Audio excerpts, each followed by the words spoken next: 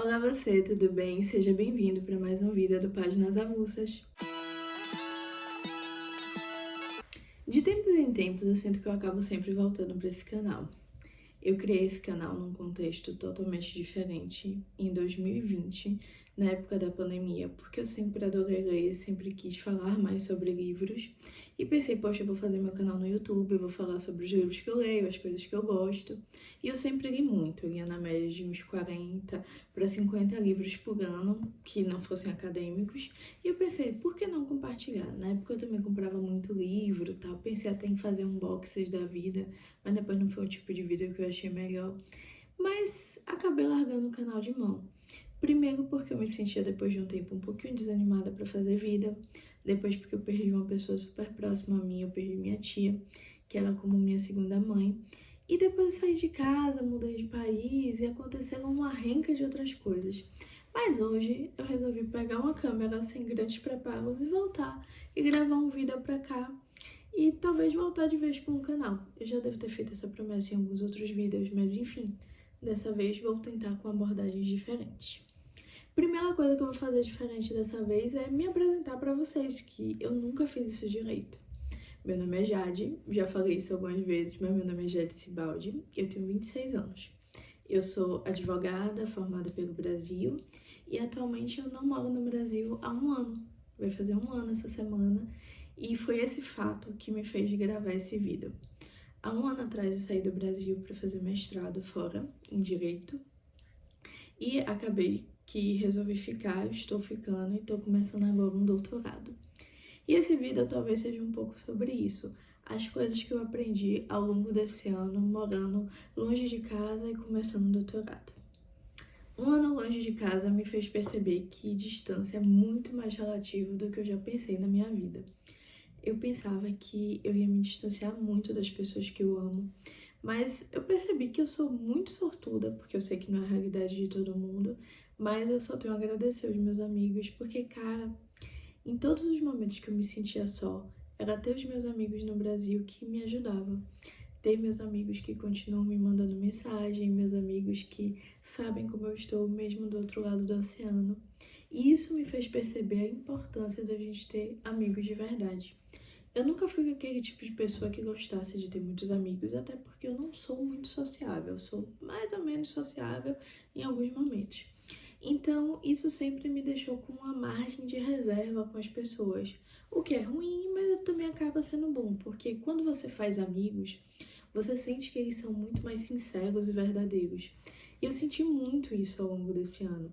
Eu senti que eu podia contar muito mais com meus amigos, porque eles realmente me conheciam, eles sabiam como eu estava, eu podia mostrar minhas vulnerabilidades, então esse ponto é importante. Outra coisa que eu percebi ao longo desse ano é como a tecnologia nos ajuda. Eu tô longe de casa, não consegui voltar para o Brasil ao longo desse último ano, e eu consegui ver a minha família, eu consegui ouvir a risada, eu consegui falar com os meus gatos e muitas outras coisas por causa da tecnologia. Então, hoje em dia, a distância se torna algo tão menos relevante do que já foi em alguns momentos, sabe? Eu fico pensando como era difícil quando as pessoas tinham que sobreviver com cartas e esperar semanas para ter uma notícia, quando o telefonema era muito caro. Hoje em dia, o mundo mais globalizado acaba te permitindo uma interação muito maior e mais sincera. Mas aí vem um outro ponto.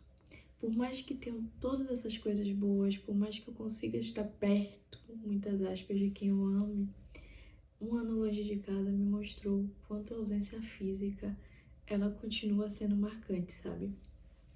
Eu perdi nas últimas semanas um dos meus gatinhos também.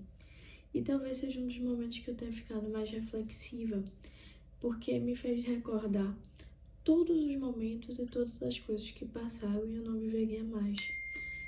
Seja a vida do meu gato, tipo capitão, seja a vida do meu gato que não ia mais deitar no meu colo, que não ia mais estar ali comigo, brincando. Sejam momentos, por exemplo, o aniversário de um amigo, uma história que as pessoas viveram sem você, um momento diferente. Eu passei esse meu aniversário aqui longe das pessoas que eu amava, longe da minha mãe, da minha família. E todos esses momentos me fizeram pensar que o tempo não volta, Então, talvez seja a maior coisa que eu tenho aprendido. No que vale realmente a pena eu empregar meu tempo? Cada escolha é uma renúncia. Por mais que seja uma frase clichê, ela é verdadeira. Quando você escolhe ir para um outro lugar, abrir mão de família, abrir mão de tempo com os amigos, em busca de algo que você considera melhor, você está renegando também uma versão sua que existiria se você ficasse. Não é que uma vai ser melhor que a outra, mas seriam pessoas muito diferentes. Ao longo desse ano eu também sinto que eu amadureci muito mais. Eu pensava que quando eu saísse da faculdade, quando eu era mais nova, eu ia estar sabendo muito sobre a vida. E não, eu não sei muito sobre a vida. Você tem alguns momentos de insegurança no seu trabalho, na sua vida profissional e vai aprendendo no dia a dia. Mas no mestrado eu aprendi a ser um pouco mais frágil. O que eu quero dizer com isso? A admitir, poxa, eu não sei isso, tá tudo bem eu não saber isso, e talvez eu nunca precise saber sobre isso. Então, eu preciso direcionar esforços para algumas áreas, eu não preciso direcionar para todas. Na graduação, a gente tem uma formação muito generalista. Mestrado ajuda a funilar muito sua vida. E agora, começando o doutorado, eu sinto que é mais ainda. No doutorado, o que eu sinto que se espera de um doutorando, de um doutor depois, é muito mais você saber o método e ter a convicção no que você está estudando o suficiente para afirmar algo, do que você saber sobre tudo. Ontem, na sala de aula, o meu professor virou para uma pergunta de um aluno e disse: eu não sei. Foi um dos momentos de maior humildade que eu já vi durante a minha trajetória acadêmica, porque a gente sabe que não é fácil um professor dizer que não sabe. E me fez pensar, cara, se ele, que eu acho um professor tão incrível, está chegando na frente e dizendo eu não sei, eu posso me sentir muito mais confortável em abrir minha boca e também dizer, poxa, eu não sei isso, e tá tudo bem. A gente tem uma ideia, hoje em dia, principalmente com a internet, parece que você tem que saber sobre tudo, que você tem que palpitar sobre tudo, ter uma opinião formada sobre tudo. E não é assim. Hoje em dia eu tenho muito mais medo de ter qualquer tipo de opinião formada sobre qualquer coisa. Parece que todas as opiniões formadas são aqueles ídolos que vão ser destruídos, que precisam ser testados com martelo, numa analogia muito nietzschiana aqui. Então, aprender a ser frágil, aprender que eu não sei tudo e entender que a máxima socrática, eu só sei que nada sei, talvez seja tão genial pela humildade de Sócrates em dizer que ele não sabe de nada, sabe? Então, ao longo desse ano, eu só aprendi que eu só sei que nada sei. Tudo tem sido uma constante, tudo tem sido mudanças.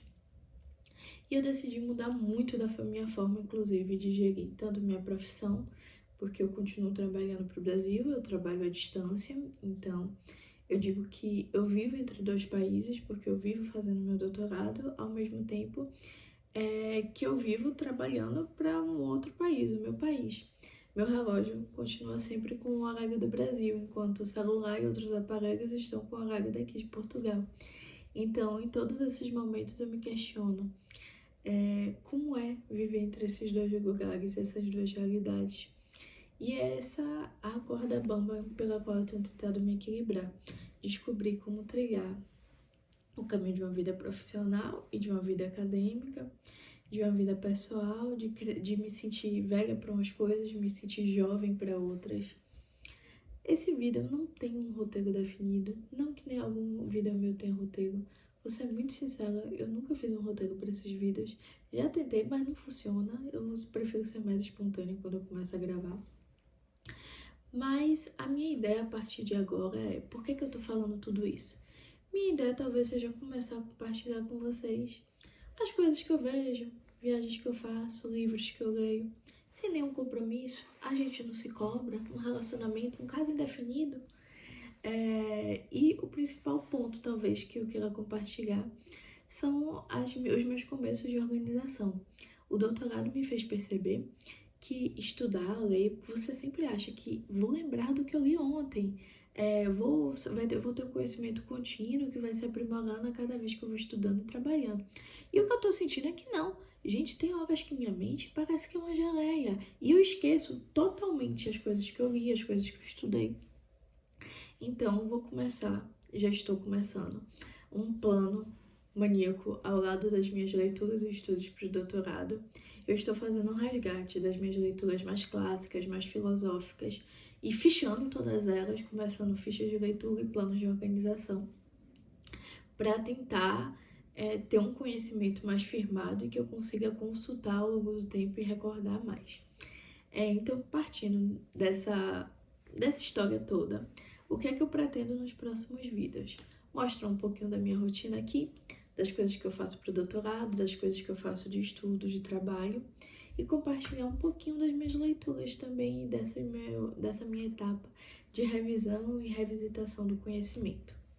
Ao longo desse 1 ano, talvez a coisa mais importante que eu aprendi é a confiar em mim, mas sem confiar totalmente em mim. Isso, inclusive, envolve confiar na minha própria memória, que não é a melhor solução. É melhor você confiar que você deixou um backup para sua memória quando ela não estiver presente. Mas ao longo desse 1 ano,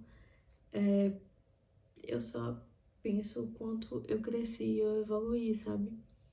A primeira vez que eu peguei um celular para fazer um vídeo, eu tinha outro estilo de fala, talvez outro estilo de cabelo, mas o cabelo era culpa da pandemia, né? Porque já tem muito tempo que eu faço alguma coisa de pintura no cabelo, na época tava o cabelo natural mesmo, por imposição da pandemia.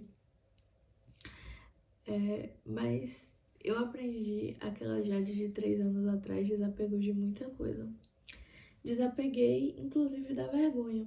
Eu tinha vergonha, inclusive, de divulgar os vídeos que eu fazia ou falar pra alguém, sei lá, porque parecia que tudo que eu fazia era bobagem. Mas no final das contas, viver pode ser uma bobagem pra você, mas a vida do outro sempre vai parecer uma bobagem, se você olhar com um olhar muito crítico. Mas pra você é importante a sua própria vida, a minha própria vida é importante pra mim. Enfim, não sei se essa frase fez muito sentido. Bom, e aparentemente uma coisa que eu não aprendi tanto com o passar do tempo foi a olhar a bateria antes de começar a gravar. O vídeo foi interrompido no finalzinho, porque o celular descarregou e eu não tinha visto. Então eu tô voltando mais só pra encerrar e fazer uma conclusão. Mas enfim, vou falar das coisas que podem parecer bobagens, mas que eu gosto, são as minhas bobagens. Espero que quem assista goste. E nos vemos nos próximos vídeos. Tchauzinho!